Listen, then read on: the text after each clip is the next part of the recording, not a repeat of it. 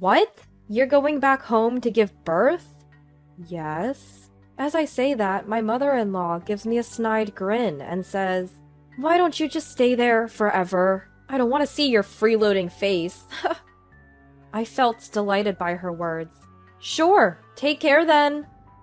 My name is Chloe, a 34-year-old working woman. I'm currently dating a guy named Barry. We first met at a party. We hit it off because we share the same taste in music. We exchanged numbers and started to go out. After work, we'd hang out at a local bar, talk about our favorite tunes, and catch up on our work lives. Being with him was always a blast, and time would fly by. We eventually became a couple. It's been about 2 years now, and life has never been more fulfilling. We're both busy with work, so weekends are our quality time. But knowing I'll see him pushes me to work harder and be more productive. Our relationship helped me succeed in my job. After about a year of dating, we moved in together. We were serious about each other and considering marriage. Being with him was both calming and joyful, so both of us were keen on getting married. Living together first was a great decision. We got to know each other's lifestyles, for better or worse. A year later, and my desire to marry him hasn't changed. So, I was waiting for a proposal. Of course, he had his own timing, but I couldn't help feeling a little impatient lately. Then, one day, he invited me to dinner at a fancy restaurant. It wasn't a special occasion or anything. Could this be it? I went to the restaurant after work, nervous but excited. When I got there, I found him, even more anxious than I was. Seeing his nervousness, I instantly felt more at ease. I felt bad for him, but the way he greeted me, so tense and rigid, was honestly a bit funny. Then the meal started, and he was visibly nervous the whole time. After we finished the main course, he called out my name. Chloe.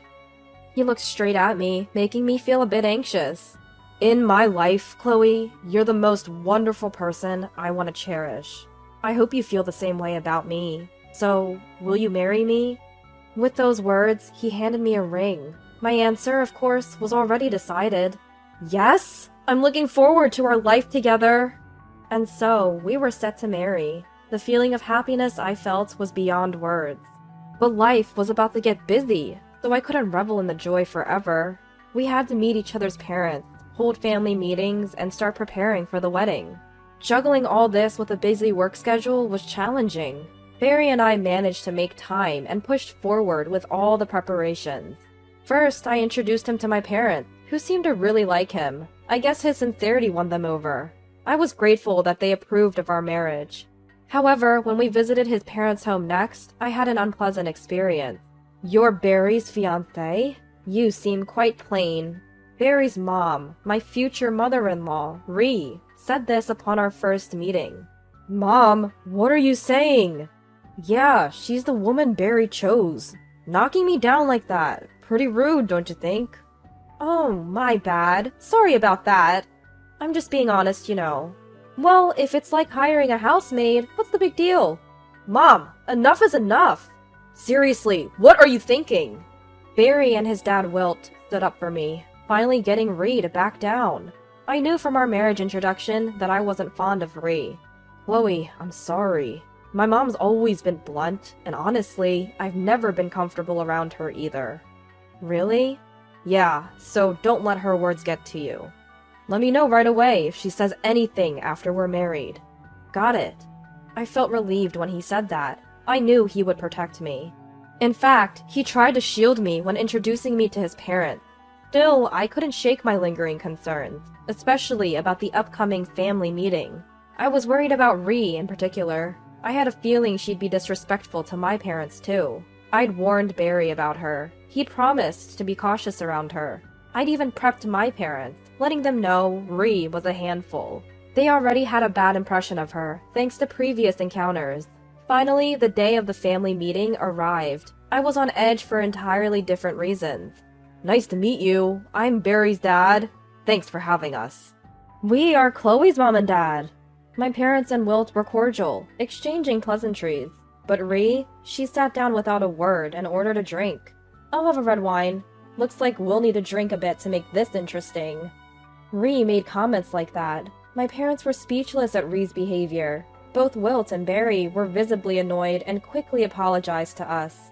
And so, the family meeting began. My parents and Wilt hit it off, chatting amiably. Ree, for the most part, focused on her meal, but as she got drunk, she started to butt into the conversation. A government job? Really? Stable, maybe, but the pay's nothing to write home about. It's such a shame that Barry is marrying the daughter of such boring people. And if they have kids, half of them will be boring too, right? Ree was really crossing the line. Enough is enough! You can leave now! Wilt was furious, and Ree had no choice but to leave.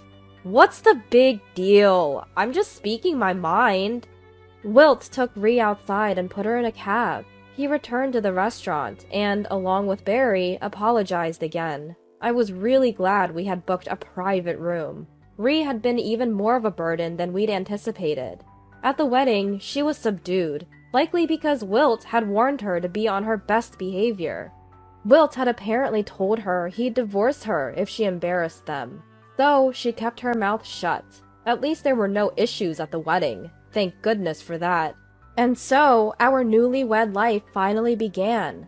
Barry and I got along great, so married life was blissful. We both could handle chores, so we divvied them up evenly to avoid burdening one over the other. Just so you know, Barry is an excellent cook. I always looked forward to the days he'd cook for us. Of course, on days when he's the chef, but gets held up at work, we cook together. By cooperating like this, we were enjoying our days as a happy couple. Barry tried to go back to his family home alone as much as possible, considering Ree and me. Thanks to that, I avoided any direct snide comments or attacks from Ree. I'm truly grateful for Barry's consideration. But then, a tragic event occurred. Wilt collapsed from an illness and passed away. Perry and I rushed to the hospital, but it was too late. What the... Dad? Why? Barry was very fond of Wilt, so he took it pretty hard. And Ree was visibly upset too. How dare you leave me behind like this? Though I don't like Ree, I felt for her in that moment. I was sad to lose Wilt, who had always treated me so well. Soon we found ourselves busy with funeral arrangements. While grieving, Barry took charge of the preparations. I did my best to support him as much as possible. The funeral concluded smoothly. We think we managed to give Wilt a proper farewell. Afterward, life returned to normal for Barry and me. It took some time to recover from the shock of losing Wilt, but we managed. Barry also seemed to have resolved to move forward in life. However, a new issue arose. Barry? Chloe? Help me! One day, Ree showed up at our home saying that. Mom, what's going on? The unusual atmosphere had Barry a bit rattled. Since your father's gone, I've been feeling lonely every day. Even food doesn't taste good anymore. I wanted to see the faces of my only family, my son and his wife. That's how Ree put it. She seemed sincere. She seemed to be genuinely weakening. Could you let me live with you for just a little while? What? Barry and I were shocked by her request.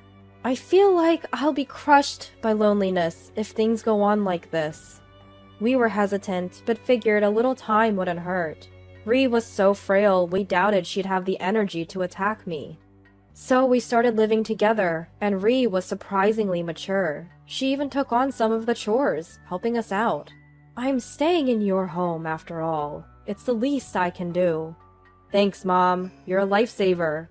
Both Barry and I were grateful to Ree. Life would be fine if things continued this way.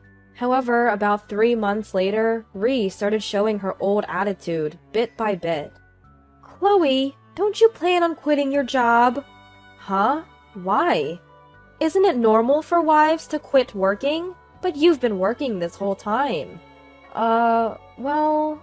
Ree started treating me more harshly. It probably meant she was getting back to her old self. I immediately consulted Barry. He said, Understood. Let's have Mom go back to her hometown right away. When he talked to Ree about it, she said something shocking. I already sold the family home. What? Neither Barry nor I could hide our surprise. Wait, Mom! Why would you do something like that without telling us? That's the house I inherited from your dad. It's my call to sell it. At least you could have told us.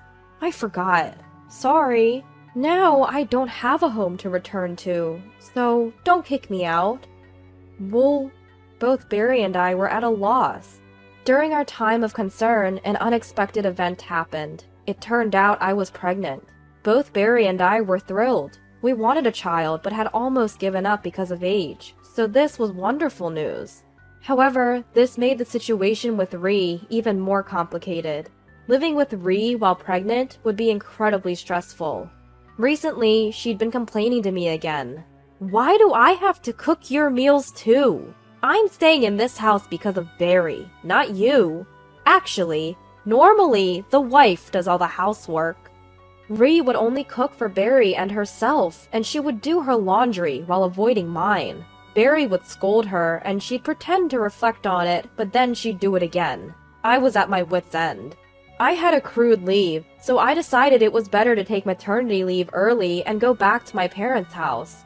When I discussed this with Barry, he made a suggestion. We both agreed and started making arrangements. I immediately prepared and informed Ree as well. You're going back home to give birth? Yes. You're being irresponsible, abandoning your housework to go back home?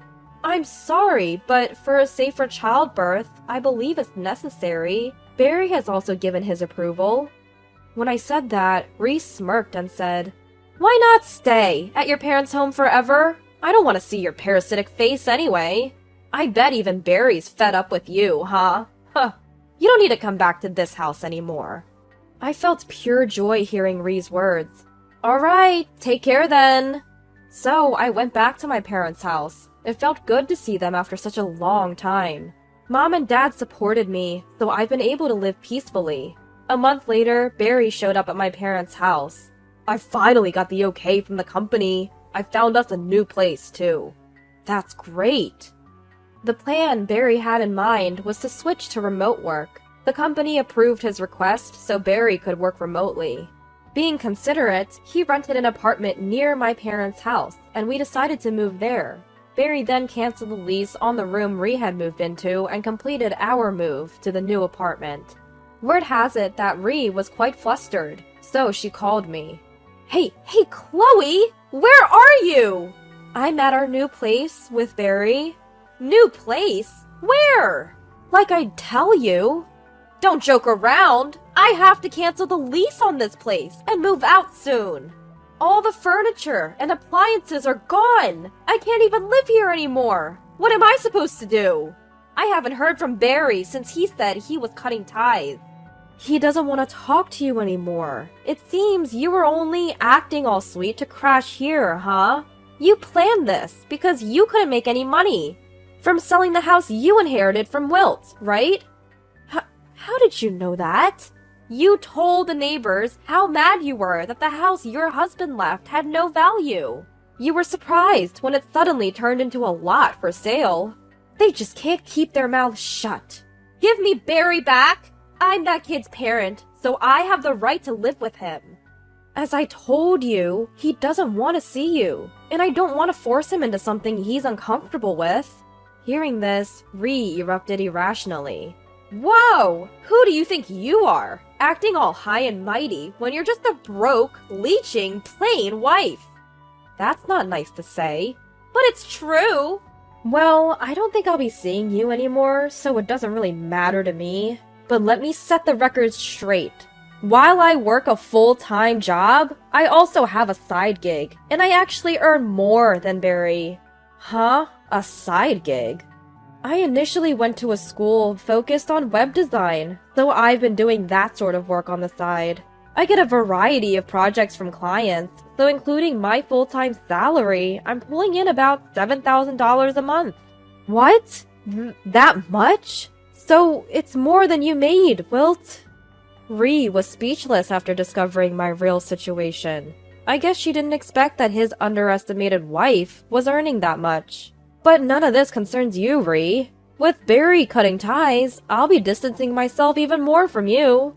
Hold on! If you're making that much, maybe you could help me out a little.